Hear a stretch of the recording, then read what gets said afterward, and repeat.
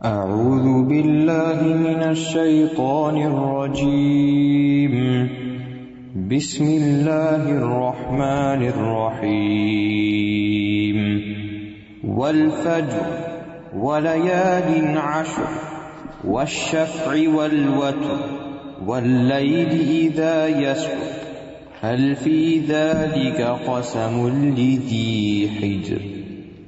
السلام علیکم ورحمۃ اللہ وبرکاتہ۔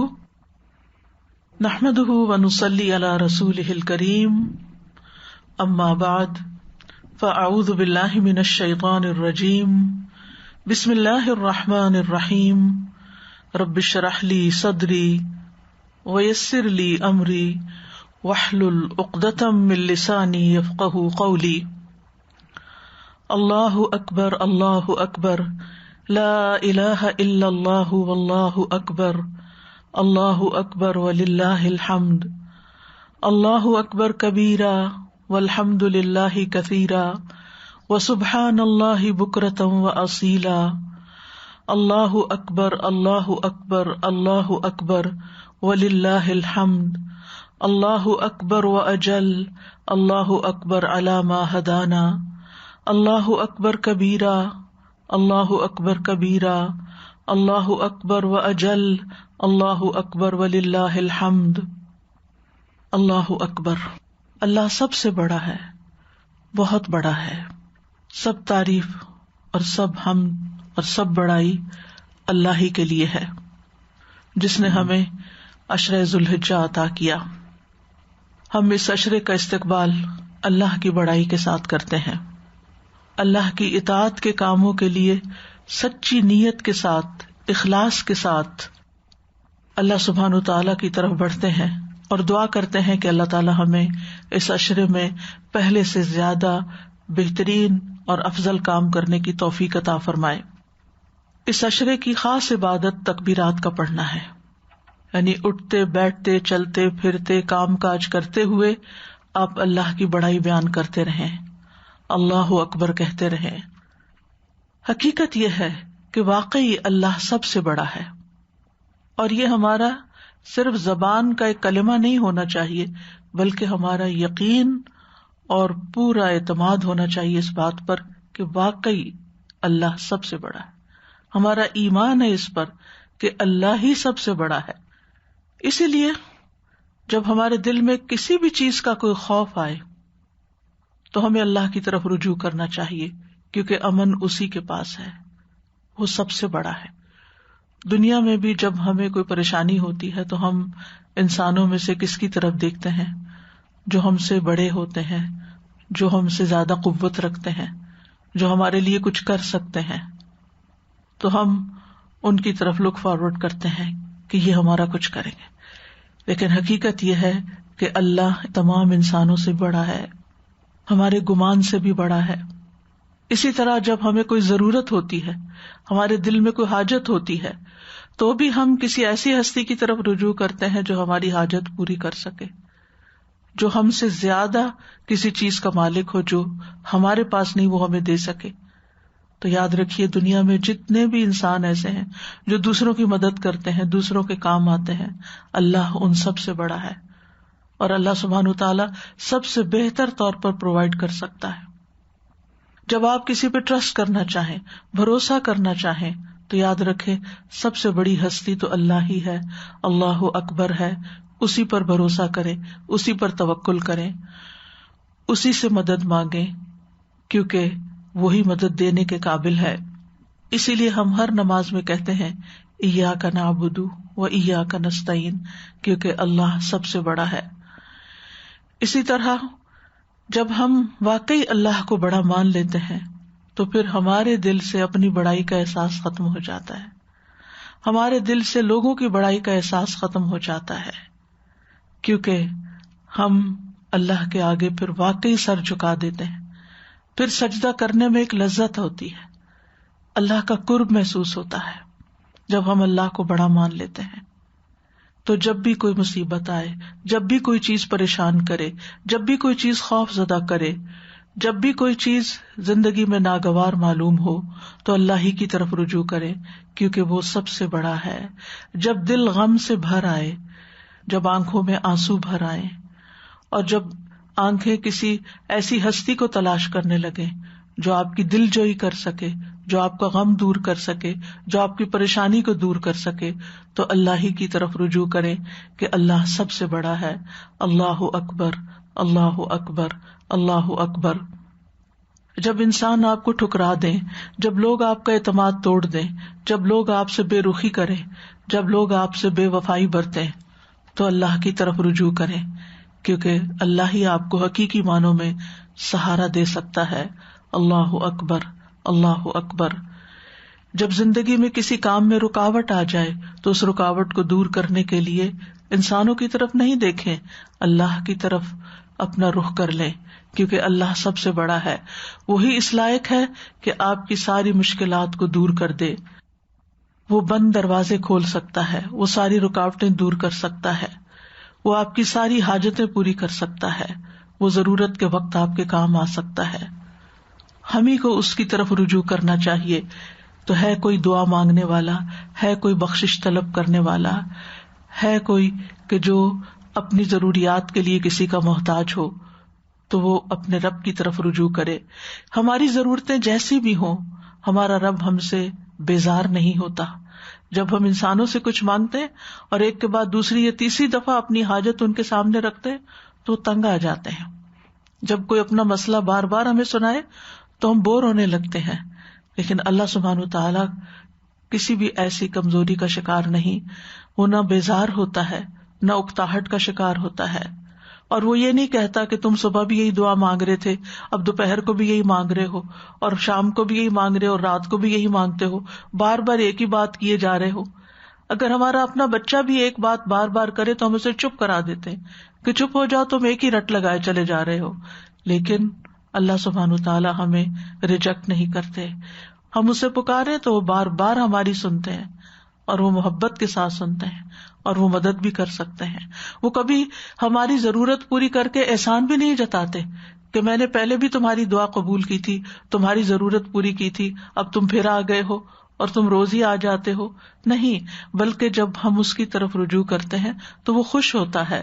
جب ہم اس سے دعا مانگتے ہیں تو وہ ہماری دعا مانگنے پر، ہمارے سوال کرنے پر، ہمارے اس کے آگے ہاتھ پھیلانے پر وہ ہم سے خوش ہوتا ہے۔ جب ہم انسانوں کے سامنے ہاتھ پھیلاتے ہیں تو وہ ہمیں حقیر سمجھتے ہیں، وہ ہمیں ذلیل کرتے ہیں، لیکن اللہ سبحانہ وتعالی عزت بخشتا ہے، وہ ہمیں تنہا نہیں چھوڑتا، وہ ہمیں ہمارے نفس کے سپرد نہیں کرتا۔ تو ہم سب اللہ کی طرف رجوع کریں، اور اس احساس کے ساتھ کہ واقعی اللہ بڑا ہے، سب کچھ وہی کر سکتا ہے اور تمام مخلوقات سے بڑا ہے، لا الہ الا ہو۔ اور یہ بات صرف زبان کی حد تک نہیں، صرف سوچ کی حد تک نہیں، بلکہ ہمارے یقین میں ہونی چاہیے، ہمارے ایمان میں ہونی چاہیے کہ اللہ ہی سب سے بڑا ہے۔ اس لیے اٹھتے بیٹھتے چلتے پھرتے ان دنوں میں تکبیرات کا ورد کرتے رہیں، کیونکہ ان دنوں کی سب سے بہترین عبادت اللہ کا ذکر ہے، اور اس ذکر میں سب سے بہترین ذکر اللہ کی بڑائی بیان کرنا ہے۔ اللہ اکبر کبیرہ، اللہ اکبر کبیرہ، اللہ اکبر کبیرہ۔ نہ صرف یہ کہ خود، بلکہ اپنے گھر والوں کو بھی اس پر لگائیں، بچوں کو بھی یاد دہانی کرائیں، اور کسی وقت اس بات کو نہ بھولیں۔ تو اب سب مل کر کم از کم 3 دفعہ تکبیرات پڑھیں بلند آواز سے۔ اللہ اکبر، اللہ اکبر، اللہ اکبر، لا الہ الا اللہ، واللہ اکبر، اللہ اکبر وللہ الحمد، اللہ اکبر، اللہ اکبر، اللہ اکبر، لا الہ الا اللہ، واللہ اکبر، اللہ اکبر وللہ الحمد، اللہ اکبر، اللہ اکبر، اللہ اکبر، لا الہ الا اللہ، واللہ اکبر، اللہ اکبر وللہ الحمد۔ وللہ الحمد، ساری تعریف بھی اللہ ہی کے لیے ہے، کہ جس نے ہمیں یہ علم دیا، جس نے ہمیں اپنی طرف آنے کا راستہ سجھایا، جس نے ہمیں بہترین کاموں کی سمجھ دی. تو آئیے ہم دیکھتے ہیں کہ سال کے ان بہترین دنوں میں کون سے کام بہترین ہیں، کیونکہ افضل دنوں میں افضل کام کرنے چاہیے اور افضل کاموں کا علم بھی ہونا چاہیے. خیر اور نیکی کی طرف بڑھنے کی دعوت اللہ سبحانہ تعالیٰ آپ کو دیتے ہیں. ارشاد باری تعالیٰ ہے وَسَارِعُوا إِلَى مَغْفِرَةٍ مِّن رَّبِّكُمْ وَجَنَّةٍ عَرْضُهَا السَّمَاوَاتُ وَالْأَرْضُ أُعِدَّتْ لِلْمُتَّقِينَ. اور اپنے رب کی بخشش اور جنت کی طرف لپکو جس کا عرض آسمانوں اور زمین کے برابر ہے، جو متقی لوگوں کے لیے تیار کی گئی ہے.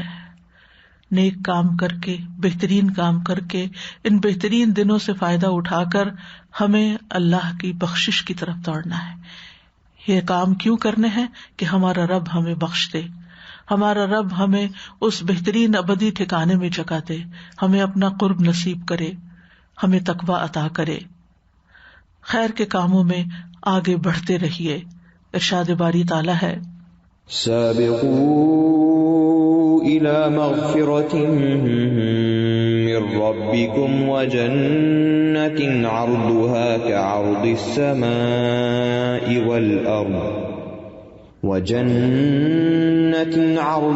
كعرض السماء والأرض أعدت للذين آمنوا بالله ورسله ذلك فضل الله يؤتيه من يشاء والله ذو الفضل العظيم. اپنے رب کی بخشش اور اس جنت کی طرف ایک دوسرے سے آگے بڑھو. ایک دوسرے سے اگر مقابلہ کرنا ہے تو اس چیز میں کرو. وہ جنت جس کی چوڑائی آسمان اور زمین کی چوڑائی کی طرح ہے، وہ ان لوگوں کے لیے تیار کی گئی ہے جو اللہ اور اس کے رسولوں پر ایمان لائے. یہ اللہ کا فضل ہے، یعنی جنت کا عطا کرنا ایمان لانے کے نتیجے میں یہ اللہ کا فضل ہے. جس کو یہ توفیق دے وہ اسے اس کو دیتا ہے جسے چاہتا ہے، یعنی اللہ اپنے فضل سے جس کو چاہتا ہے نوازتا ہے، اور اللہ بہت بڑے فضل والا ہے. لہٰذا ان دنوں میں ہم نے اپنے ایمان کی تجدید بھی کرنی ہے اور نیک عمل بھی کرنے ہیں. فاستبقوا الخیرات، ایک دوسرے سے آگے بڑھنا ہے. سبقت لے جانی ہے. سباق عربی زبان میں دوڑ کو کہتے ہیں، ریس لگانی ہے، یعنی کوئی لمحہ ضائع نہیں کرنا، آگے بڑھتے چلے جانا ہے. ففروا الی اللہ، اللہ کی طرف دوڑنا ہے. اللہ سبحانہ تعالیٰ نے قرآن مجید میں امت محمد صلی اللہ علیہ وسلم کے لوگوں کی 3 قسمیں بیان کی ہیں. سورۃ فاطر میں ارشاد ہے ثم اورثنا الکتاب الذین اصطفینا من عبادنا فمنهم ظالم لنفسه ومنهم مقتصد ومنهم سابق بالخیرات باذن اللہ ذلک هو الفضل الکبیر. پھر ہم نے اس کتاب کے وارث اپنے وہ بندے بنائے جنہیں ہم نے چن لیا، پھر ان میں سے کوئی اپنے آپ پر ظلم کرنے والا ہے، یعنی اپنے حق میں خود کوتاہی کرتا ہے، گناہ کر کے، قصور کر کے، اور ان میں سے کوئی میانہ رو ہے، درمیانی چال چلتا ہے، اور ان میں سے کوئی نیکیوں میں آگے نکل جانے والا ہے. ہم اپنے آپ کو دیکھیں کہ ہم کہاں کھڑے، کیا ہم نیکیوں میں آگے نکلنے والے ہیں؟ اور جب کوئی ریس لگتی ہے تو اس میں ہر پارٹیسپینٹ کا یہی شوق ہوتا ہے کہ وہ سب سے آگے نکلے، وہ نمبر 1 پہ ہو. تو اسی طرح ہمیں نیکیوں میں بھی دوسروں سے آگے نکلنا ہے. یہ نہیں دیکھنا وہ نہیں کر رہا ہم کیا کریں، نہیں، یہ دیکھنا ہے کہ ہم سے بہتر کون کر رہا ہے، تو ہم کیوں نہ اس سے آگے نکل جائیں. وَمِنْهُمْ سَابِقٌ بِالْخَيْرَاتِ بِإِذْنِ اللَّهِ، یہ اللہ کی توفیق سے ہوتا ہے، اللہ کے اذن سے ہوتا ہے. ذَلِكَ هُوَ الْفَضْلُ الْكَبِيرُ، یہی بہت بڑا فضل ہے.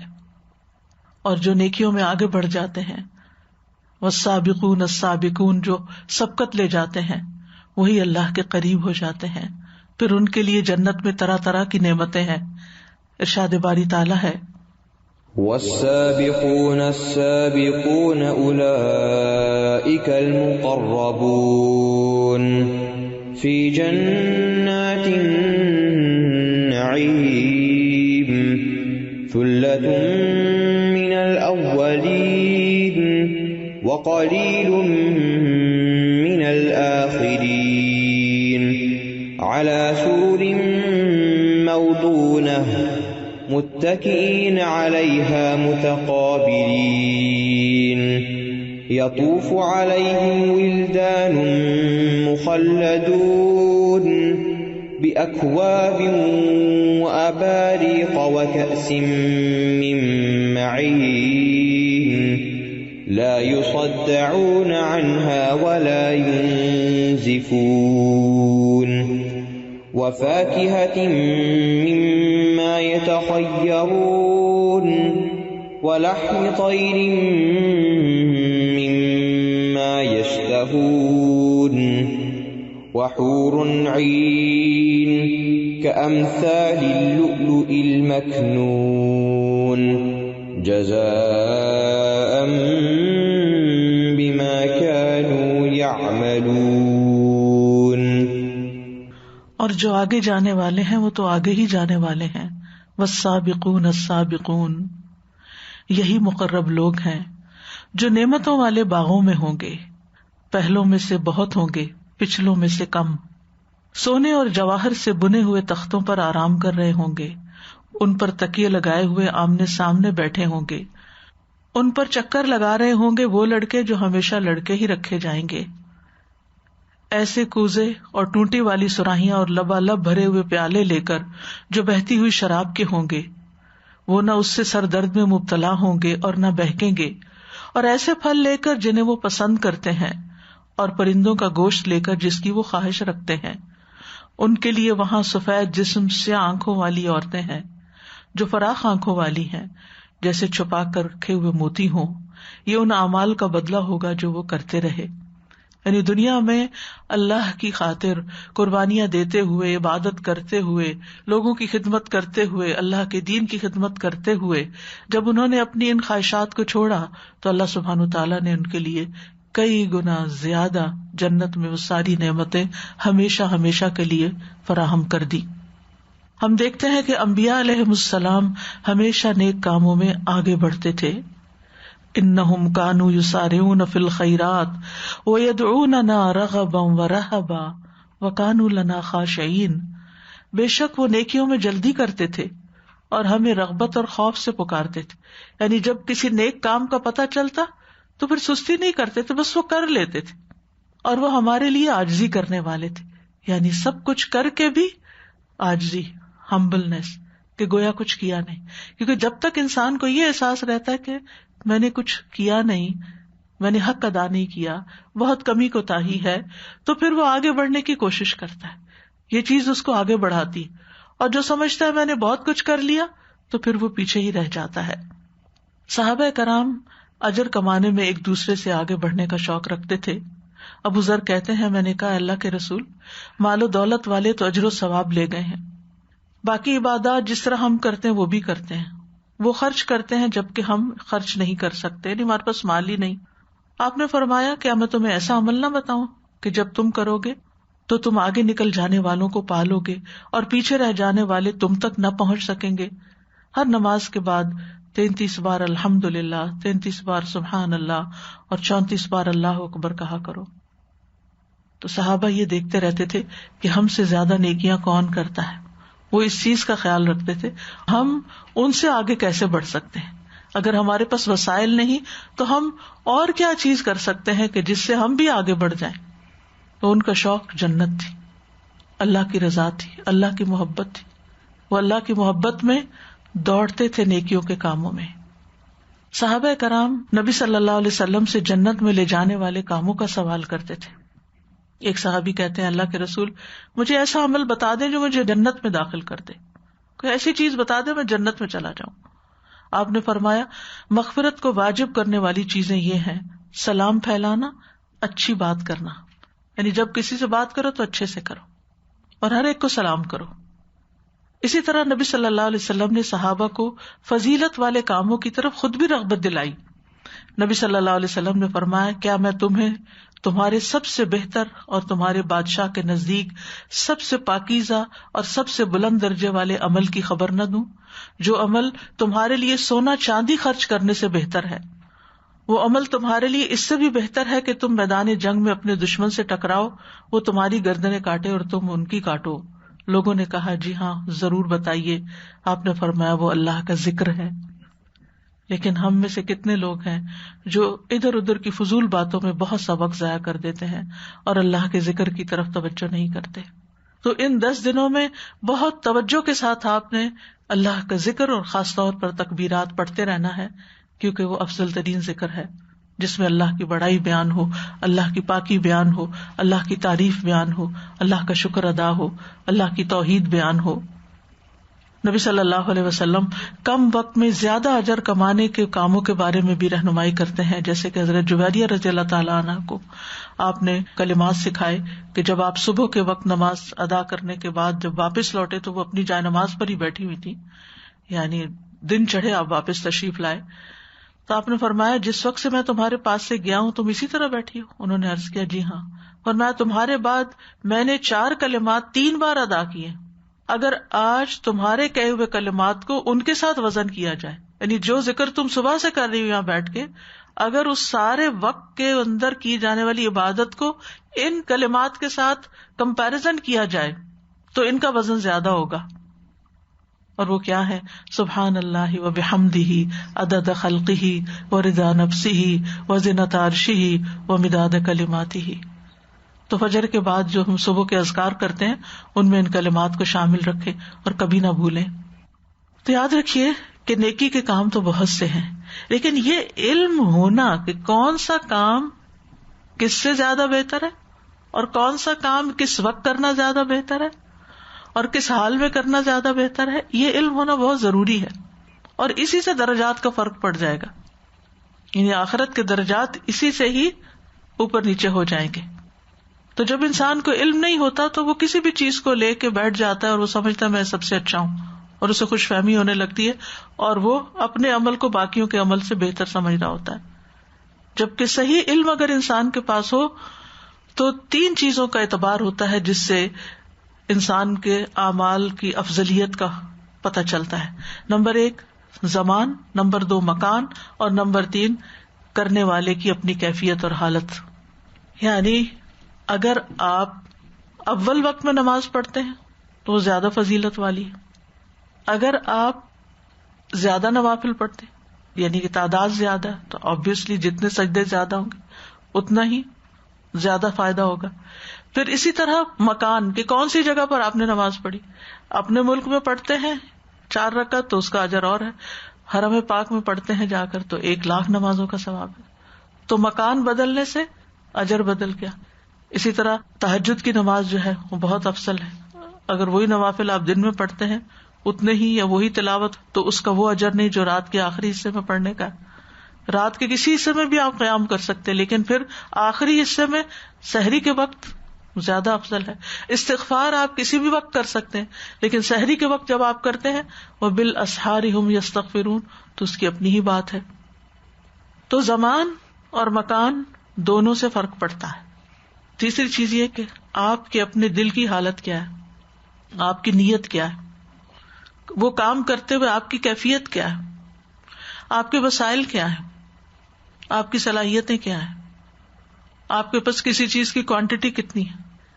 مثلاً اگر ایک شخص $1 ملین کا مالک ہے تو اس میں سے اگر وہ $100 صدقہ کرتا ہے تو اس کا اجر اتنا نہیں جتنا $1,000 کے مالک کا اس میں سے $100 نکالنے کا اجر و ثواب ہے، کیونکہ اس کے پاس کم ہے، اس کا ہاتھ تنگ ہے، لیکن اس نے جو اماؤنٹ خرچ کی وہ اس کی جو ریشو ہے وہ کہیں زیادہ ہے بنسبت اس شخص کے۔ اسی طرح اگر ایک شخص دل کے پوری نیت اور جذبات کے ساتھ کوئی چیز خرچ کرتا ہے اس کا ثواب اور ہے، اور اس کے برعکس ایک شخص جو بددلی سے کوئی کام کرتا ہے، مارے بندے نماز پڑھتا ہے، وہ تو پھر صرف ٹکر مارنے والی بات ہے، صرف حاضری لگانے کی بات ہے، اور ایک شخص سابقو پہ عمل کرتا ہے، شوق سے اللہ کی طرف آتا ہے، اس کا اجر و ثواب کچھ اور ہے۔ اسی طرح بعض اعمال بعض سے افضل ہوتے ہیں، یعنی تمام اعمال درجے میں ایک جیسے نہیں ہوتے، خیر اور نیکی کے لحاظ سے ان کے درجات فرق ہوتے ہیں. یاد رکھیے سب سے زیادہ افضل اعمال فرائض کی ادائیگی ہے، اس کے بعد نوافل کا درجہ ہے. صحیح بخاری میں آتا ہے، ابو ہریرہ کہتے ہیں کہ رسول اللہ صلی اللہ علیہ وسلم نے فرمایا، اللہ تعالیٰ فرماتا ہے میرا بندہ جن جن عبادتوں سے میرا قرب حاصل کرتا ہے ان میں کوئی عبادت مجھے اس سے زیادہ محبوب نہیں جو میں نے اس پہ فرض کی ہو، اور میرا بندہ فرض ادا کرنے کے بعد نفل عبادت کر کے مجھ سے اتنا قریب ہو جاتا ہے کہ میں اس سے محبت کرنے لگتا ہوں، اور جب میں اس سے محبت کرنے لگتا ہوں تو میں اس کا کان بن جاتا ہوں جس سے وہ سنتا ہے، اس کی آنکھ بن جاتا ہوں جس سے وہ دیکھتا ہے، اس کا ہاتھ بن جاتا ہوں جس سے وہ پکڑتا ہے، اس کے قدم بن جاتا ہوں جس سے وہ چلتا ہے. کیا مطلب ہے اس بات کا؟ یعنی اسے میری تائید حاصل ہو جاتی ہے، میں اس کے کانوں، آنکھوں، ہاتھوں، پاؤں کی حفاظت کرتا ہوں کہ پھر وہ ان کو نیکی کے کاموں میں ہی لگائے.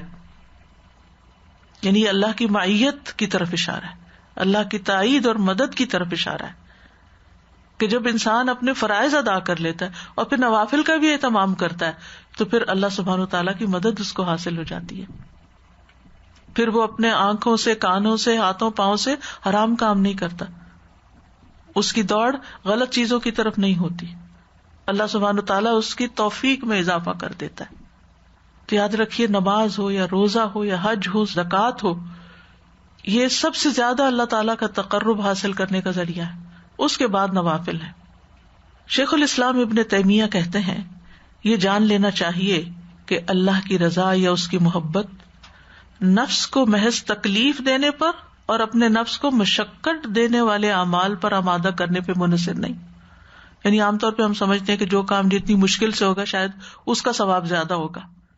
یعنی اللہ کی محبت پانے کے لیے ضروری نہیں کہ انسان اپنے آپ کو مشقت میں ہی ڈالے، مشکل میں ہی ڈالے اور یہی سمجھے کہ یہ کام زیادہ افضل ہے کیونکہ یہ مجھے کرنا بڑا مشکل لگتا ہے. ٹھیک ہے، اپنے نفس کے خلاف جا کے کام کرنا بھی اجر کا باعث ہے، لیکن وہ کام جو اللہ نے آپ پر فرض کیے ہیں اور آپ خوشی خوشی ان کو ادا کرتے ہیں وہ اجر میں اس سے بھی زیادہ افضل ہیں کیونکہ آپ اللہ تعالیٰ کا حکم مان رہے ہیں.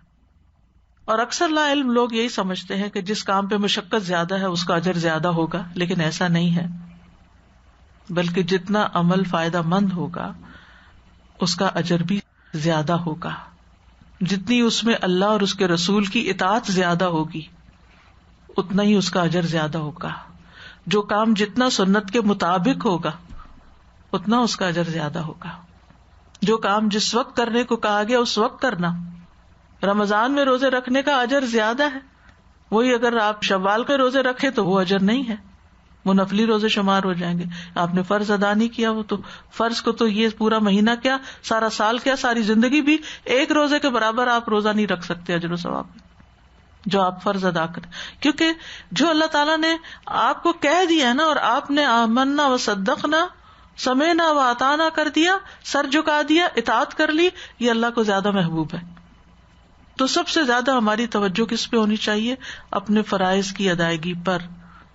آپ دیکھیے پچھلی زندگی میں کہاں کمی کوتاہی ہوئی ہے، کہیں زکوٰۃ دینے میں، کہیں روزہ رکھنے میں، حج اگر باقی رہتا ہے یا کوئی اور فریضہ ادا کرنے والا تو اس کو ادا کرنے کی فکر کیجیے. پھر اسی طرح صرف کثرت ہی افضلیت کا باعث نہیں کہ بہت زیادہ کوئی چیز کر لیں تو وہ زیادہ افضل ہوگی، بلکہ فضیلت اس جذبے اور کیفیت کے ساتھ بڑھ جائے گی جو دل کے اندر ہوتی ہے.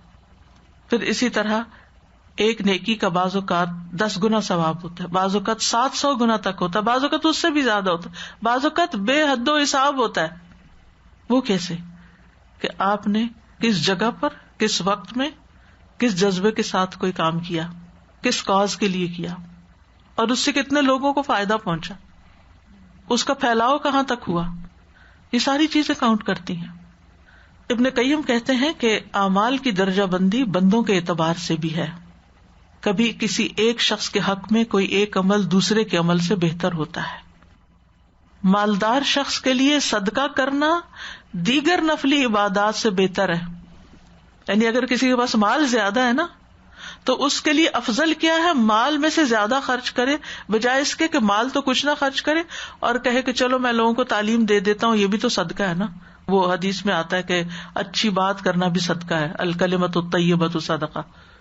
تو میں لوگوں کو سکھاتا رہتا ہوں، علم کا صدقہ کرتا رہتا ہوں، اور مال سیت کے رکھے، سنبھال کے. نہیں، اگر آپ کو اللہ نے مال بھی دیا ہے اور علم بھی دیا، دونوں خرچ کریں، زیادہ کمائیں. لیکن اگر آپ کے پاس مال ہے اور زیادہ مال ہے، علم کم ہے، تو آپ مال زیادہ خرچ کریں، کیونکہ آپ کے حق میں مال خرچ کرنا زیادہ فضیلت کا باعث ہے، کیونکہ اللہ نے آپ کو یہ چیز زیادہ دی ہے. اسی طرح اگر کسی کے پاس علم زیادہ ہے، مال کم ہے، تو اس کے لیے کیا افضل ہے کہ وہ علم میں سے زیادہ خرچ کرے. اسی طرح ایک شخص بہادر بہت ہے، طاقتور بہت ہے، جسمانی قوت بہت ہے، تو وہ ایسے کام زیادہ کرے کہ جس میں جسمانی قوت لگتی ہو، وہ اس کے لیے زیادہ افضل ہے. وہ ہر حرام ہو کے نہ بیٹھا رہے اور اپنی طاقت کو سنبھال کے نہ رکھے، بلکہ اللہ کے راستے میں خرچ کرے. اس کے لیے اللہ کے راستے میں نکلنا، لوگوں کی خدمت کرنا، بھاگ دوڑ والے کام کرنا افضل ہے. پھر اسی طرح حکمران کے لیے عدل و انصاف قائم کرنا سب سے زیادہ افضل ہے. قیامت کے دن نور کے ممبروں پر ہوں گے ایسے انصاف کرنے والے. پھر اسی طرح ہم دیکھتے ہیں کہ اعمال کی درجہ بندی کا علم نہ ہونے کی وجہ سے بھی اثرات پڑتے ہیں. یعنی اعمال میں سے افضل عمل کا پتہ ہی نہیں کہ کیا ہے، تو اس وجہ سے بھی انسان کے ثواب میں کمی بیشی ہوتی ہے. جو شخص اعمال کے درجوں سے واقف ہی نہیں، تو وہ عام طور پر ایسے عمل کو چن لیتا ہے جس کا ثواب نسبتاً کم ہوتا ہے. کبھی وہ سہولت کے لیے، کبھی پتہ ہی نہیں، تو وہ اسی کے ساتھ لگا رہتا ہے، اور زیادہ اجر والے کام کو یا عمل کو کم اہمیت دیتا ہے کیونکہ اسے اس کا پتہ ہی نہیں ہے. لہذا وہ چھوٹی چھوٹی نیکیوں پر، چھوٹے چھوٹے کاموں پر زیادہ مشقت لگا دیتا ہے، زیادہ وقت لگا دیتا ہے، حالانکہ اسی وقت میں وہ اس سے زیادہ بڑے فائدے والا کام کر سکتا تھا. یہ بالکل ایسے ہی ہے نا کہ جیسے ایک شخص کے اندر زیادہ بڑا بزنس کرنے کی صلاحیت ہے اور وہ چھوٹی سی چابی لگا کے بیٹھا ہوا ہے کہ یہ میرے لیے کنوینئنٹ ہے، یہ میرے لیے کافی ہے. اس کو پتہ ہی نہیں کہ اس کو ملٹی پلائی کیسے کر سکتے. اور جن لوگوں کو معلوم ہے کہ کہاں کہاں انویسٹمنٹ کرنی ہے، کہاں زیادہ فائدے کی چیز ہے، تو اس سے وہ کہیں آگے نکل جاتے ہیں اپنے سے زیادہ صلاحیتیں رکھنے والوں کے مقابلے میں. پھر اسی طرح بعض اوقات ہم اپنی سستی کی وجہ سے، کوتاہی کی وجہ سے، لیزینس اور غفلت کی وجہ سے کم درجے والے عمل کو زیادہ درجے والے عمل پہ مقدم رکھتے ہیں. مثلاً ایک قاضی جو لوگوں کے فیصلے کرتا تھا، جج، اللہ نے اس کو علم دیا، صلاحیت دی، موقع دیا، سب کچھ. اسی طرح لوگوں کو تعلیم دیتا تھا، لوگوں کے درمیان صلح کراتا تھا. جب اس نے یہ حدیث سنی کہ راستے سے تکلیف دہ چیز ہٹانا صدقہ ہے، تو اس نے وہ کام چھوڑ دیا کہ میں جج بن کے کیا کروں گا یا تعلیم دے کے کیا کروں گا، یہ بھی ثواب کا کام ہے، چلو میں سڑکیں صاف کرنا شروع کر دیتا ہوں. اللہ نے اس کو پیدا کیا تھا کسی اور کام کے لیے، اور اس کے اندر صلاحیت تھی ایک بڑا کام کرنے کی جو ہر کوئی نہیں کر سکتا. ہر کوئی جج نہیں ہو سکتا، ہر کوئی فیصلہ کرنے کی صلاحیت نہیں رکھتا، ہر کوئی دوسرے کی مشکل بھی نہیں سمجھتا، ہر کوئی کاؤنسلنگ بھی نہیں کر سکتا، ہر کوئی کسی کو اچھا مشورہ بھی نہیں دے سکتا، ہر کوئی تعلیم بھی نہیں دے سکتا، ہر کوئی ٹیچر پیدا نہیں ہوتا. تو آپ اپنے آپ کو سمجھے کہ اللہ نے آپ کو کیا صلاحیت دی ہے، آپ زیادہ بہتر کون سا کام کر سکتے ہیں، آپ اپنی صلاحیت کو کہاں لگائیں گے، کس کام میں اپنا وقت لگائیں گے کہ زیادہ اجر کما سکیں گے. کیونکہ یہاں مقابلہ ہے اس دنیا میں آخرت کے لیے. تو آپ صرف اس چیز کے اوپر نہ بیٹھے رہیں کہ چونکہ راستے سے تکلیف دہ چیز ہٹانا بھی صدقہ ہے تو میں چلو اسی میں ہی مشغول ہو جاؤں. obviously یہ بھی ایک نیکی ہے، اور یہ بھی نہیں کہ یہ نیکی کم درجے کی نیکی، یہ بھی اچھی نیکی ہے. ایمان کی 70 سے یا 60 سے اوپر کچھ شاخیں ہیں، اور ان میں سے ادنا شاخ کون سی ہے؟ راستے سے تکلیف دہ چیز ہٹانا. یعنی 60 چیزوں کو چھوڑ کے جو وہ کر سکتا تھا اس نے سب سے چھوٹی چیز کو اختیار کیا. اس لیے نہیں کہ یہ کام حقیر ہے، اس لیے کہ یہ ایزی ہے، یہ کر لو. اگر آپ جانتے ہو کسی جج کو یا جو لوگ کرتے ہیں یہ قریبی کو واسطہ پڑھو تو آپ کو معلوم ہوگا کہ کتنا اسٹریسفل کام ہوتا ہے، کتنی مینٹل انرجی لگتی ہے، کتنی تکلیف سے انسان گزرتا ہے، اور خصوصاً جو انصاف کے ساتھ فیصلہ کرنے والے ہیں، اور کتنی توجہ سے باتیں سننی پڑتی ہیں، اور کئی سیشنز میں سننی پڑتی ہیں. اب پھر جا کے آپ کسی نتیجے پہ پہنچتے ہیں. اور اگر آپ صحیح فیصلہ کر دیں تو آپ کے لیے دگنا اجر ہے, اور غلط فیصلہ بھی کیا تب بھی آپ کو اجر ملے گا, کیونکہ آپ نے اتنی محنت کی ہے اس پر. اور قیامت کے دن بہت اعلیٰ درجے پر ہوں گے ایسے لوگ. تو اب اللہ نے آپ کو صلاحیت دی تھی تو آپ نے اس کو چھوڑ کر ایک ایسا کام اختیار کر لیا جو ایک بالکل ان پڑھ شخص بھی کر سکتا تھا, جس کے پاس کوئی علم نہیں تھا, کچھ اور نہیں کر سکتا تھا. تو اللہ نے اس کے لیے یہ راستہ کھول دیا کہ وہ بھی محروم نہ رہے. کچھ لوگوں کو بڑے وسائل ملتے ہیں اور بہت اپرچونٹیز ملتی ہیں, کچھ لوگوں کو نہیں ملتی. تو اب کسی کو نہیں علم ملا, نہیں اس کے پاس کوئی صلاحیت نہیں, وہ کچھ کر سکتا, تو وہ بھی اپنے آپ کو ضائع نہ کرے. ایک شخص نے مسلمانوں کے راستے سے ایسے درخت کو کاٹ دیا جو ان کو تکلیف دیتا تھا, تو وہ بھی جنت میں پہنچ گیا. ان کے لیے بھی, یعنی یہ نہیں کہ چھوٹا کام کرنے والوں کے لیے جنت کے راستے. یاد رکھیے جنت کے تو 100 درجے ہیں, آپ کس درجے پہ جانا چاہتے ہیں, اس کے مطابق افضل ترین کاموں کا علم حاصل کیجیے اور اپنی صلاحیت کو پہچانیے اور اپنی قوتوں کو اس طرح موڑ دیجیے. ابن الجوزی نے ایک مثال بیان کی ہے. وہ کہتے ہیں کہ ابلیس بعض عبادت گزاروں کے اوپر مسائل کو خلط ملط کرتا ہے, ان کو کنفیوز کرتا ہے. ابلیس نے عبادت گزاروں کی ایک جماعت پہ معاملہ کچھ یوں کنفیوز کیا کہ جس کی وجہ سے انہوں نے بہت زیادہ قیام اللیل شروع کر دیا. کچھ لوگ ساری ساری رات جاگتے, قیام اللیل پہ خوش ہوتے, چاشت کی نماز پہ خوش ہوتے, اس سے زیادہ کہ وہ فرائض ادا کر کے خوش ہوں. یعنی وہ اپنے نوافل پہ زیادہ خوش ہیں فرض ادا کرنے کے بجائے. اور کبھی وہ فجر سے تھوڑی دیر پہلے لیٹ جاتے اور سو جاتے اور فرض نماز چھٹ جاتی. یعنی ساری رات قیام کیا اور پھر کہا تھوڑا سا آرام کر لیتے, اور ایسا آرام کیا کہ فجر بھی گئی. یا وہ اس وقت اٹھتے جب وہ اپنی نماز کی تیاری کر رہے ہوتے تو ان سے باجماعت نماز چھٹ جاتی, کیونکہ وہ رات کی عبادت کر کر کے اتنے تھکے ہوئے ہوتے, یا اتنا لیٹ اٹھتے کہ پھر صرف فرض ہی ادا ہوتے. یا وہ ساری رات نماز پڑھنے کی وجہ سے اتنا سست ہو جاتے کہ گھر کے افراد کے لیے کمانے کے قابل نہ رہتے اور سارے کام چھٹ جاتے. ابن قیم کہتے ہیں کہ اللہ نے انسان کے کم درجے کے اعمال میں مصروف ہو کر زیادہ درجے کے اعمال کو چھوڑ دینے کو شیطان کی گھاٹیوں میں سے گھاٹی قرار دیا. یعنی بڑے کام چھوڑ کے چھوٹے چھوٹے کاموں میں لگے رہنا شیطان کی گھاٹیوں میں سے گھاٹی. اچھا, ہم خواتین کے ساتھ بھی ایسے ہوتا ہے نا, نماز کا وقت ہوتا ہے, ہم کہتے ہیں چلو یہ پہلے فلاں کام کر لیں, یہ بھی تو نیکی کا کام ہے نا, فلاں بھی نیکی کا کام ہے, اور اس میں اول وقت نکل جاتا ہے.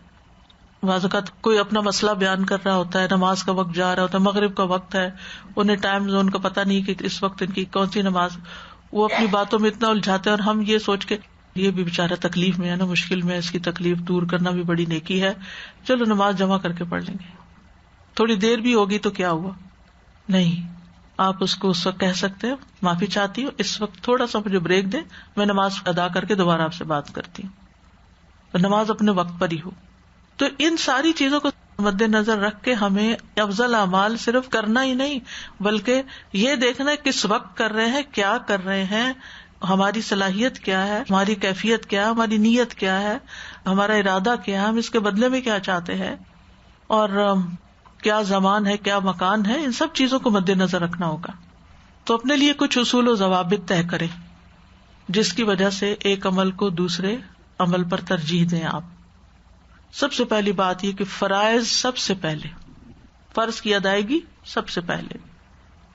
پھر اسی طرح ذاتی عبادات میں سے نوافل کی بجائے دوسرے کو فائدہ پہنچانے والا کام زیادہ بہتر ہے.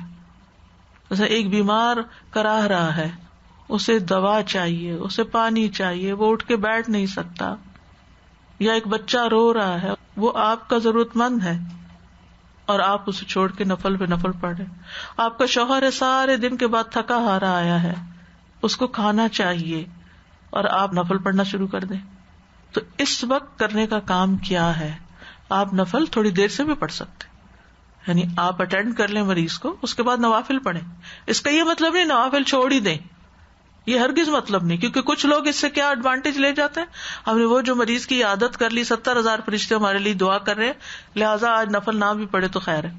نہیں, آپ کے پاس وقت ہے, مریض کی عادت کرنے کے بعد آ کے نفل بھی پڑھ لیں. کھانا دینے کے بعد اپنی سنت نفل تھوڑا ٹھہر کے پڑھ لیں. فرض آپ نے ٹائم پہ ادا کر لی, بہت اچھا. ویسے ایک فرض ادا کرنے میں جیسے عام طور پر ٹائٹ وقت ہوتا ہے مغرب وغیرہ کا، تو کتنی دیر لگے گی؟ آپ کہتے بس مجھے 5 منٹ دیجیے، میں ابھی آتی ہوں. آپ اتنے میں ہاتھ منہ دھوئیں اور آپ اپنا فرض پڑھیں، کھانا لگائیں، اس کے بعد آپ جا کے اپنے نوافل سنت ادا کر لیں. ان چیزوں کا تعلق حکمت سے ہوتا ہے. نہ اول وقت گیا آپ کے فرض کی ادائیگی کا، اور نہ آپ کے نوافل چھوٹے، اور آپ نے اپنی عبادت پر دوسرے کی خدمت کو ترجیح دی. اسی طرح علم حاصل کرنے کے وقت اور ادھر ادھر کے کام کرنا، بازار چلے جانا، مال چلے جانا، کسی سے ملاقات کرنے کو چلے جانا، کسی کو بلا لینا، اس وقت میں مثلا کلاس اٹینڈ کرنے کی بجائے کوئی اور شغل اختیار کر لینا، تو یہ بھی اپنے ساتھ زیادتی ہے. یا اس وقت ایون نفل بھی پڑھنا، اچھا وہ کلاس ہو رہی ہے وہ تو ہوتی رہے گی، میں ذرا نوافل پڑھ کے آ جاؤں. اس کی مثال کیا ہے کہ امام مالک اپنی مجلس علم میں تھے، ایک طالب علم اس مجلس میں سے اٹھ کھڑا ہوا تاکہ نفل نماز پڑھ لے جا کے. کئی لوگ کہتے او مجھے یاد ہے میں تو آج اشراق نہیں پڑھے، میں پڑھ کے پھر اندر آتی ہوں. امام مالک نے کہا جس کو تم چھوڑ کر جا رہے ہو، یعنی علم کی مجلس کو جو چھوڑ کے جا رہے ہو، یہ اس سے افضل ہے جس کی طرف تم اٹھ کر جا رہے ہو. یعنی اس وقت نفل پڑھنے سے زیادہ افضل ہے علم حاصل کرنا، کیونکہ علم حاصل کرنا بھی ایک فرض ہے. طلب العلم فریضۃ. تو یہ موقع اس وقت کا ہے. اب تو اور بھی زیادہ فتنے ہو گئے نا، ہم کہتے ہیں ہم وہ آن لائن سن لیں گے، بعد میں آڈیو سن لیں گے، پھر دیکھ لیں گے، لیکن وہ کہاں سنی جاتی ہے پھر؟ کیا ہم سب کے ساتھ یہ نہیں ہوتا کہ کوئی بہت اہم چیز ہم نے مس کر دی کہ اچھا بعد میں کر لیں گے، اور پھر وہ ہمیشہ کے لیے رہ ہی گئی اور ہم نے وہ چانس کھو دیا. تو ہم اپنے ٹائم کو جو نیکی کے کاموں کے لیے بلاک کیے ہوئے ان کو غیر اہم کاموں سے ریپلیس نہ کریں. جو ٹائم بلاک کیا ہوا بلاک کیا ہوا، اس ٹائم میرا یہ کام ہے، اس وقت اور کچھ نہیں ہوگا. آپ کے گھر والوں کو بھی پتا ہونا چاہیے، آپ کے بچوں کو بھی پتا ہونا چاہیے کہ یہ میرا پرسنل ٹائم ہے، اس وقت میں آپ کے نفلی کام نہیں کروں گی. کیونکہ بعض اوقات گھر والوں کی ایکسپیکٹیشن کیا ہوتی ہے کہ ہم ہر وقت ان کے لیے اویلیبل رہیں. کچھ لوگوں کی خواہش یہ ہوتی ہے کہ ہم ہر وقت ان کا دل بہلاتے رہیں، ہر وقت ان سے باتیں کرتے رہیں، ہر وقت ان کے لاڈ کرتے رہیں. چھوٹے بچوں کا کہتے ہیں ماں ہر وقت اٹھائے رکھے. ٹھیک ہے نماز میں اٹھا لیں، لیکن اپنی نماز پوری کریں. کیونکہ بہت دفعہ ایسا ہوتا ہے چھوٹے بچوں کی مائیں عموماً نمازیں بھی چھوڑنے لگ جاتی ہیں. پہلے دیر کرنی شروع کی، سنت نفل چھوٹے، پھر فرض بھی چھوٹ گئے، قضا کرنی شروع ہو گئی، اور پھر غفلت میں ایسے پڑے کہ کہیں سے کہیں نیچے جا گرے. اس میں بھی ڈرنے کی بہت ضرورت ہے. تو لوگوں کی خدمت اپنی جگہ، محبت اپنی جگہ، کیئر اپنی جگہ، عیادت اپنی جگہ، خدمت اپنی جگہ، سب کچھ اپنی جگہ. لیکن نماز کا وقت نماز کا ہے، وہ میرے رب کا وقت ہے. ہاں اس میں نوافل بعد میں ہو سکتے، فرض نہیں. ان الصلاۃ کانت علی المؤمنین کتابا موقوتا. اسی طرح فرض روزے شوہر کی اجازت سے نہیں رکھیں گے آپ، لیکن ہاں نفلی روزے آپ شوہر کی اجازت سے رکھیں، پھر اس کا حق مقدم ہے نفلی عبادت پر. سعدی کہتے ہیں کہ وہ عبادات جو صرف عمل کرنے والے کے ساتھ خاص ہوتی ہیں، ان عبادات کو دوسری عبادات پر مقدم کیا جائے گا جن کا فائدہ عمل کرنے والے کو اور باقی لوگوں کو بھی پہنچتا ہے. یعنی اس کا مطلب یہ ہے کہ کچھ وقت تو ہم لوگوں کی خدمت والے عمل کو ترجیح دیں گے اور کچھ وقت اپنے فرائض کو پرائرٹی دیں گے. ان دونوں میں بھی فرق کرنا ہے. پھر بہت سے نیک اعمال جمع ہو جائیں تو ہر عمل میں سے کچھ نہ کچھ حصہ لے لینا چاہیے اور اس پر ہمیشگی اختیار کرنی چاہیے. اس کی مثال کیا ہے؟ اس کی مثال یہ ہے کہ جیسے ہم صدقہ کرنا چاہتے ہیں، ادھر سے وہ بہن نے کچھ مانگ لیا، ادھر سے کوئی غریب ہے اس کی بیماری ہے اس کے اوپر چاہیے، تیسری طرف قربانی بھی آ رہی ہے، وہ سوچا تھا کہ بکرے کی بجائے میں اس دفعہ گائے کی قربانی کروں گی. اب وہ 2-3 چیزیں اکٹھی ہو گئی. اب آپ کہتے ہیں اب میں کیا کروں، یہ کروں وہ کروں وہ کروں. اب بعض اوقات ہم کیا کرتے ہیں، لا علمی میں ناسمجھی میں بس ایک کر کے تو باقی کہتے ہیں اللہ معاف کرے، ہر چیز ہم ہی نہیں تھوڑی کرنی ہے. تو اس میں آپ یہ ہے کہ تھوڑا تھوڑا اس کو بانٹ لیں، یعنی ہر طرف کچھ نہ کچھ کر دیں، لیکن کسی نیکی سے اپنے آپ کو محروم نہ کریں. اچھا پانی کے لیے صدقہ کرنا ہے، درخت لگانے کے لیے صدقہ کرنا ہے، زکوٰۃ بھی دینی ہے، قربانی بھی کرنی ہے، ذوالحج میں بہت ساری چیزیں اکٹھی ہو گئی ہیں. اب کیا کریں، اپنی حیثیت کے مطابق ہر ایک میں کچھ نہ کچھ ڈال دیں تاکہ کوئی چیز ہاتھ سے چھوٹے نہیں. اور اس کی مقدار کیا کرنی ہے، دیکھ لینا ہے کہ اس وقت میں اتنا یہ کر لوں، پھر اس چیز کی کمی میں کسی اور وقت میں پوری کر دوں گی. نیت کر لیں بعد کے لیے بھی. اور اسی طرح ایسے کام اختیار کریں جو آپ مستقل بنیادوں پہ کر سکیں، کیونکہ احب الاعمال الی اللہ ادومھا وان قل، اللہ کے نزدیک محبوب اعمال وہ ہیں جن میں ہمیشگی اختیار کی جائے، ریگولرلی کریں چاہے تھوڑا ہی کیوں نہ ہو. مثلا منتھلی آپ باندھ لیں، غریبوں کو کھانا کھلانا ہے، پانی پلانا ہے، بیمار کے لیے کچھ کرنا ہے، تعلیم کے لیے کچھ کرنا ہے، کسی کا قرض ادا کرنے کے لیے کرنا ہے، کسی یتیم کے لیے کرنا ہے، یعنی مختلف جو نیکی کے کام ہیں مثلا صدقات میں سے وہ آپ اپنے لیے خود پلان کر سکتے ہیں. اسی طرح جس عمل کی فضیلت کسی خاص وقت کے ساتھ جڑی ہے وہ اس وقت زیادہ کرنا چاہیے. مثلا آپ دن میں بہت سے اذکار کرتے ہیں اور عام طور پر آپ کی عادت ہے درود شریف پڑھنے کی، مثلا ہوتا ہے نا کچھ لوگ زیادہ درود پڑھتے ہیں، کچھ تسبیح زیادہ پڑھتے ہیں، کوئی اور زیادہ ذکر کرتے ہیں. اب آگے عشرہ ذوالحجہ، اب کیا زیادہ کرنا ہے؟ تکبیرات زیادہ کرنی ہے. جمعے کا دن آ گیا، درود شریف زیادہ کر دینا ہے. ٹھیک ہے، تو جو کام جس وقت کے لیے ہے اس وقت وہ زیادہ بہتر کرنا. اچھا رمضان آ گیا، آخری عشرہ آ گیا، زیادہ افضل کیا ہے؟ اعتکاف. اگر اعتکاف نہیں کر سکتے 10 دن جم کے تو رات کا قیام زیادہ کر دیں. اس وقت تعلیم اور تعلم کا کام کم کر دیں یا اس کو چھوڑ بھی سکتے ہیں آپ. امام مالک رمضان کے مہینے میں حدیث کی مجلس چھوڑ کر قرآن کے پڑھنے کو ترجیح دیتے تھے. اگرچہ تعلیم دینا بہت افضل کام ہے، لیکن نبی صلی اللہ علیہ وسلم آخری عشرے میں کیا کرتے تھے؟ اعتکاف کرتے تھے نا، تعلیم کا کام چھوڑ دیتے تھے. الا یہ کہ کوئی ایسی مشکل ہو، کوئی ایسی چیز ہو کہ لوگ بالکل لا علم ہے، لا بلد ہے، یا ان کی ضرورت ہے، یا وہ اسی وقت ہی آپ کی طرف متوجہ ہوئے ہیں، تو پھر آپ تھوڑا سیکریفائس کر لیتے ہیں. یا کوئی ایسی شدید ضرورت پیش آ گئی، کوئی ایمرجنسی کی کیفیت ہے، جیسے وہ حضرت عبداللہ بن عباس کی شاید روایت ہے کہ کسی ضرورت مند کے ساتھ اس کی ضرورت کے لیے جانا میرے لیے 1 مہینے کے اعتکاف سے زیادہ بہتر ہے. آپ اپنی عبادت کی پوری نیت کر چکے تھے، میں نے اس سال اعتکاف ضرور کرنا ہے، اتنے میں اللہ نہ کرے کوئی گھر میں بیمار ہو گیا، اب آپ فرسٹریٹ ہو رہے ہیں، یہ کیا، یہ اب بیمار ہیں، مجھے ان کو دیکھنا پڑے گا، مجھے ہاسپٹل لے جانا پڑے گا، ساری عبادت میری تو گئی، میں نے تو یہ سوچ رکھا تھا، اب یہ کیا ہو گیا میرے ساتھ. نہیں، اللہ کی طرف سے ایسا ہوا ہے، امتحان ہے، خوش دلی سے اس کو قبول کر لیجیے. اور اگر کوئی آلٹرنیٹ ہے، کوئی ارینج کر سکتے ہیں ان کے لیے آن پیمنٹ یا کسی بھی طرح ارینج کر دیجیے. یعنی بعض اوقات ایسا بھی ہوتا ہے نا، اللہ نے وسائل دے رکھے ہوتے ہیں، تو ہر کام آپ نے خود ہی تھوڑی کرنا ہوتا ہے. آپ نے ایک چیز سیٹ کی تھی، آپ وہ کر لیں. آپ اس وقت مثلا فی سبیل اللہ کچھ صدقہ کرنے کی بجائے اس کام کو جو آپ کو عبادت کی راستے میں رکاوٹ بن رہا ہے اس کو آن پیمنٹ کروا لیں، تاکہ آپ کا وقت بچ جائے اور آپ اس وقت میں وہ کر سکیں جو اس وقت کرنا زیادہ افضل ہے. جی وہ پیمنٹ بالکل صدقہ کاؤنٹ ہوگی. یعنی جب ہم اپنی ذات پر بھی بعض اوقات خرچ کرتے ہیں کسی بیماری کے علاج کے لیے، ایون کھانے کے لیے بھی، وہ کیا ہے افضل صدقہ اپنے گھر والوں پہ خرچ کرنا.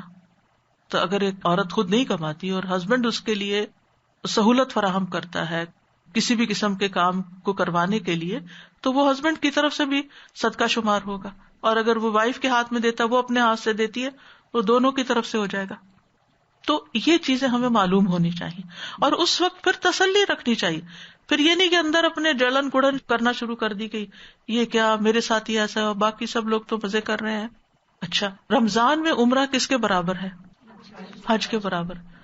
تو آپ کوشش کرتے ہیں کہ رمضان میں عمرہ کر لیں، کیونکہ عام دنوں سے زیادہ اجر و ثواب. اب وہ کووڈ ہے، اب وہ حرم بند ہو گیا ہے، اب بجائے فرسٹریشن کے آپ اگر ریگولرلی یہ کام کرتے رہیں تو اللہ تعالیٰ آپ کا ویسے بھی لکھ لے گا، اور آپ اس وقت کو کسی اور اچھے کام میں استعمال کر لیں، مزید عبادت کر لیں. پھر اسی طرح بعض اوقات یہ ہوتا ہے کہ آپ نفل پڑھ رہے ہوتے ہیں اور نماز کے بعد کہ آپ کے اذکار ہیں، کچھ چیزیں باندھی، بعض اوقات مخصوص ہوتے ہیں نا، جیسے عصر کے بعد ایک عبادت کا وقت ہے، یعنی جیسے دن کا اول حصہ عبادت کا نا، ایسے دن کا آخری حصہ بھی، خاص طور پر جمعے کا دن عصر کے بعد سے مغرب تک کا سارا وقت بہت افضل وقت ہے دعائیں مانگنے کے لیے. اب آپ بیٹھے تھے دعا مانگنے، اتنے میں آگے مہمان، اب آپ فرسٹریٹ ہو رہے کہ اب مجھے ان کے پاس بیٹھنا ہے، اب مجھے یہ چائے پکانی ہے، اب مجھے فلاں کرنا ہے.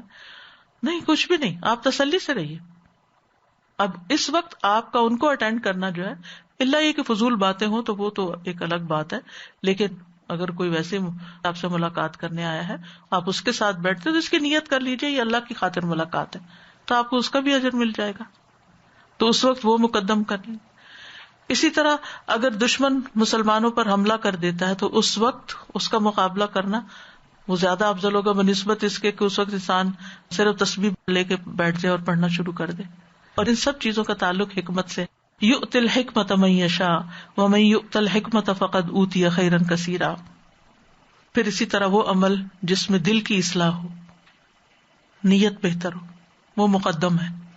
یعنی وہ کام کر کے جس سے آپ کا تزکیہ ہوتا ہو, آپ کے اندر شکر پیدا ہو, آپ کے اندر اللہ کی محبت بڑھ جائے, آپ کا دل ایمان سے بھر جائے, وہ عمل افضل ہے.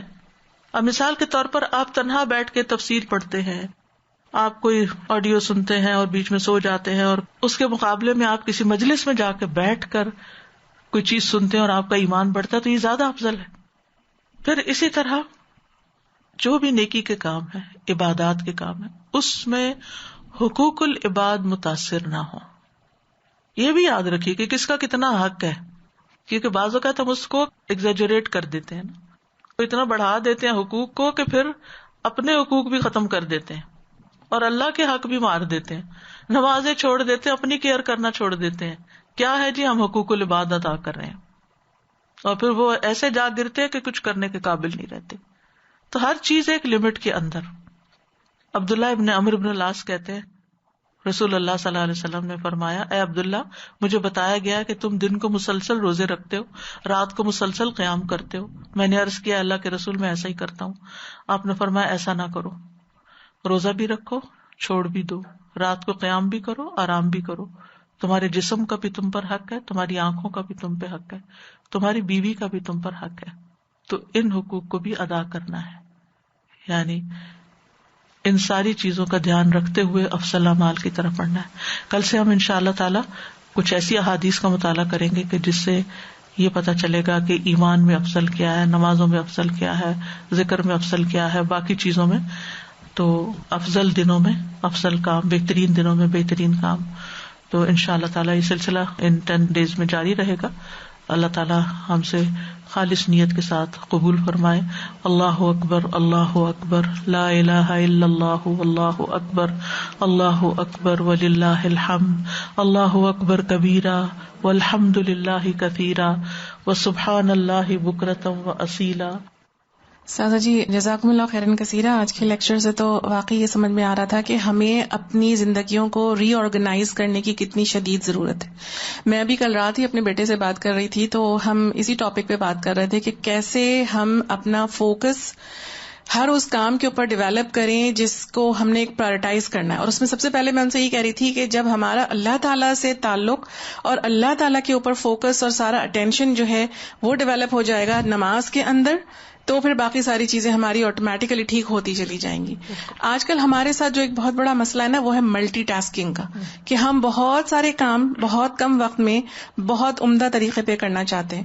اور ہمیں سے کچھ ایسے ہیں جو الحمدللہ کر بھی لیتے ہیں, لیکن پھر جب ہم نہیں کر پاتے تو ہم مایوسیوں کا شکار ہو جاتے ہیں, پھر ہم سارے ہی کام چھوڑ دیتے ہیں. تو اس لیے واقعی یہ بہت ضرورت ہے کہ اپنی صلاحیتوں کو پہچانیں اور اپنے تمام کاموں کو پرائرٹائز کریں, اپنی زندگیوں کو آرگنائز کریں اور اپنے آپ کو ڈسپلن کریں. بالکل.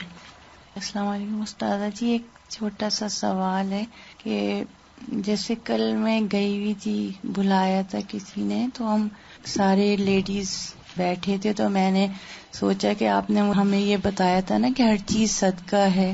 اس نے پوچھا کہ ہم صدقہ دینا چاہتے ہیں, تو میں نے پھر سب کے سامنے کہا کہ ایک ٹری لگانا بھی بہت بڑا صدقہ ہے, اس میں سے ایک پرندہ بھی کھائے گا کوئی چیز بھی. تو اب جیسے میں نے ان لوگ کو بولا اور پیسے ان لوگوں نے کہا ہم بھیجیں گے, ہم دیں گے, کسی نے دیے بھی, تو جب میں نے بولا تو وہ ایک صدقہ ہے میرے. وہ جتنے ٹریز اب لگیں گے, جتنے ان کا ذکر ہوگا ان ٹریز کا, جو اس میں سے پرندے کھائیں گے, وہ سب آپ کو بھی ثواب جائے گا, کیونکہ آپ نے ان کی رہنمائی کی. کیونکہ الدال علی الخیر کفاعلہ, جو دوسروں کو راہ پہ لگاتا ہے وہ ایسا ہی ہے جیسے وہ خود کر رہا ہو. السلام علیکم استاذہ جی. ٹاپک تھا نا جس پہ آپ نے جب یہ کہا کہ افضل کام کو چھوڑ کے ان امپورٹنٹ چیز کر رہے ہوتے ہیں، اور اکثر ہی یہ ہو جاتا ہے. اسی سے آج بار بار میرے ذہن میں ایک ہی مثال آ رہی تھی، کیونکہ صبح مجھے کسی نے بتایا کہ پاکستان میں بوڑھے ماں باپ جو ہیں وہ گھر میں بھوکے بیٹھے ہوئے تھے، اور اسی سیم اپارٹمنٹ کے اندر اوپر بیٹا رہتا ہے، برابر میں بیٹی رہتی ہے، اور اس سے اوپر والے فلور پہ ایک اور بڑا بیٹا رہتا ہے. تو اتنا میرا دل جلا ہے. تو میں نے جب ان سے پوچھا کہ بیٹے نے کیوں نہیں دے دیا کھانا یا بیٹی نے کیوں نہیں، تو کہا بیٹا جو ہے وہ عشاء کی نماز کے بعد حلقہ میں گیا، اور بیٹی جو ہے اس کو کہیں ڈنر پہ جانا تھا، اور جو اوپر والا بڑا بیٹا ہے اوپر جو بیٹھے ہوئے وہ لوگ ان سے بات نہیں کر رہے ہیں. ماں جو ہے وہ ابھی کھڑی نہیں ہو پا رہی کہ اپنے شوہر کو کھانا دے، اور شوہر نے اپنے اس رشتہ دار جس نے مجھے یہ بتایا اس کو یہ کہا ہے کہ میں کبھی کبھی بغیر کھائے ہی سو جاتا ہوں، اس لیے کہ میری بیوی آج کل کھڑی ہو کے کھانا گرم نہیں کر سکتی. اور انہوں نے اپنی زندگی میں 3 اپارٹمنٹ اوپر اس لیے لیے تھے کہ اگر قریب بچے ہوں گے تو کبھی نہ کبھی جب ہم بوڑھے ہو جائیں گے تو ہمیں کام آئیں گے، یا اوپر نیچے آسرا رہے گا. تو یہ حلقہ اٹینڈ کرنا عشاء کی نماز کے بعد واز ناٹ دیٹ امپورٹنٹ کہ اپنے باپ کو جا کے کھانا دیں، فرض تھا یہ اپنا. اور ڈنر اٹینڈ کرنا بھی. اور ڈنر کسی کے گھر جا کے بیٹی اگر اٹینڈ کر رہی ہے تو یہ کیا فرض تھا اس کا، یا ماں باپ کو دیکھنا فرض تھا؟ اور ماں باپ سے قطع تعلق ہی کر دینا ایک بیٹے کا جو کہ اسی کے اپارٹمنٹ میں رہ رہے ہیں، اسی باپ کے پیسوں سے. استاذہ صبح سے مجھے یقین ہی نہیں آ رہا کہ کوئی اپنے ماں باپ کے ساتھ ایسا کیسے کر سکتا ہے، ایسا سوچ کیسے سکتا ہے کہ میرا باپ یا ماں بھوکے ہیں اور میں باہر ڈنر کرنے نکل جاؤں. تو ہمیں اپنے پرائرٹیز کو دیکھنا ہے. ہمیں اپنا انجام بھول گیا، ہمیں بھول چکے ہیں. وہ حدیث جس میں آتا ہے کہ 3 لوگ غار میں پھنس گئے تھے، تو وہ ان کا پتھر اس سے ہلا تھا کہ ایک شخص اس میں کہنے لگا کہ میں نے اپنے ماں باپ کے لیے رات کے وقت دودھ لایا تھا، تو بچے روتے ہوئے سو گئے، لیکن پہلے ماں باپ کے لیے میں کھڑا رہا کہ پہلے یہ پئیں، جو بچے گا وہ بچوں کو دوں گا. تو اتنی بڑی یہ نیکی تھی کہ اس سے غار کا پتھر ہل گیا. تو اللہ تعالیٰ ہمیں عمل کی توفیق عطا فرمائے. تو اللہ تعالیٰ سے دعا ہے کہ اللہ تعالیٰ ہمارے دلوں میں اپنی بڑائی کا احساس پیدا کر دے، اور ہمارے دلوں میں جو ہماری ذاتی بڑائیوں کے خیال پیدا ہوئے اللہ تعالیٰ ان کو ختم کر دے، اور ہمیں اپنا ہمبل عاجز بندہ بنائے. وآخر دعوانا ان الحمد للہ رب العالمین. سبحانک اللہم وبحمدک، اشہد ان لا الہ الا انت، استغفرک واتوب الیک. السلام علیکم ورحمۃ اللہ وبرکاتہ. اللہ اکبر. اللہ